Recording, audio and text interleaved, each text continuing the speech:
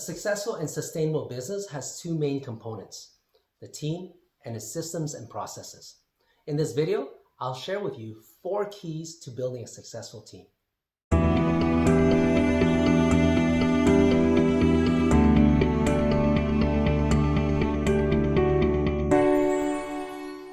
As a business owner or CEO, your job is much easier if you have a good team behind you. Then the question is, how do you build a successful team? Well, let me share with you 4 tips from my own experience of building organizational teams for 3 of my own businesses. 1. Don't be afraid to hire up. Many people are afraid to hire up, meaning hire those who are better than them. This is exactly what you shouldn't be afraid of. Why? Because for a team to succeed, you need to find the best talents out there. So why are you holding back? If I can have a dream team of people who are more competent than me, then I would embrace that. From a company's perspective, this makes sense. But most people don't hire up because they're afraid that they won't have a job if someone else is better than them. Sounds logical, right? Even if you're the boss, there's still a subconscious fear that if this person can do what you do or do it better, then what is left for you to do? Remember, your objective is to replace yourself. If you're a manager, you want to have your team get so good that they can take your job. This will then free you up to do bigger and better things. A successful company should always be improving for the better. So don't hold back by not bringing in the best talent you can find. You should be finding those who are better than you and then getting out of their way.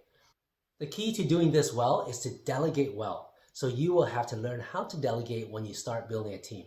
But that is for another day, another video.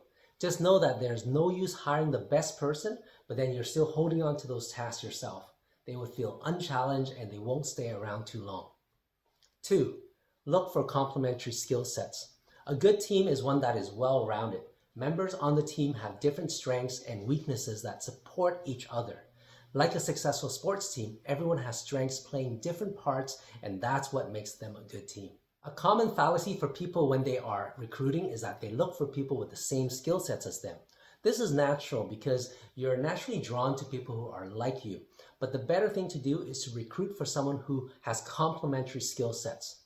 So when you're building a team, it's best to know your own strengths and weaknesses and to build a team that will support your strength and complement your weakness.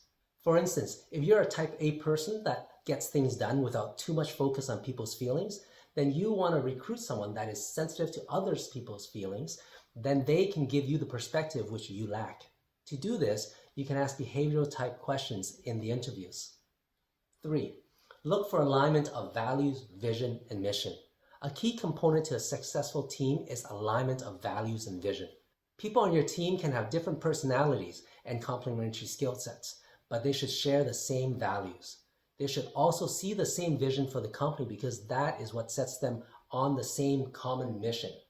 When you can align these aspects, you will have a powerful team. So to do this, my tip is to share your values, vision, and mission right in the interview. You want to be honest with this so that they can have an honest assessment themselves to see if it's something that they want to sign up for. If they don't share the same value and end up not taking the job, you've just saved yourself a lot of time and money. Onboarding a staff, training them, and letting them go are all expensive things to do. So it's best to find the right person to bring on board. 4. Hire for soft skills. One of my biggest recommendations is to hire for soft skills over hard skills. To clarify what I mean by soft skills, these are things like personal attributes, their mindset, their attitude, how they work with other people, and their communication style. These are typically not skills that was part of their vocational training. Those would be hard skills. And of course, the hard skills they possess needs to be relevant to a job. But let's say someone has really strong soft skills and weaker hard skills, and another candidate is the other way around. I would choose the one with strong soft skills any day. Now, a resume really only tells you the hard skills that the person has and very little of the soft skills. This is why I spend a lot of time in the interviews to assess the soft skills. This could be done through asking behavioral questions to help determine what they would do in certain situations. I like to assess their attitude, their mindset, their values, and their vision.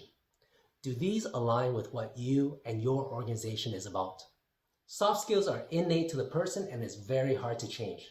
So if you have someone that does not have the right soft skills that you want, then it's very hard to change that in them. But if they don't have the hard skills, well, it's much easier to train them on that. 5. Ask behavioral questions during the interview. You may be wondering, how do you assess someone's soft skills or see what their values are? Asking behavioral questions is a very good way to assess this. The STAR method of interviewing is a great structure to use for behavioral questions. STAR stands for situation, task, action, result. Although it's used more to answer interview questions, it's also possible to use this as a guide to pose your questions to the interviewee. For instance, you can give the interview a question and ask them to respond by describing the situation, the task they were doing, the action they took, and what result did it give them.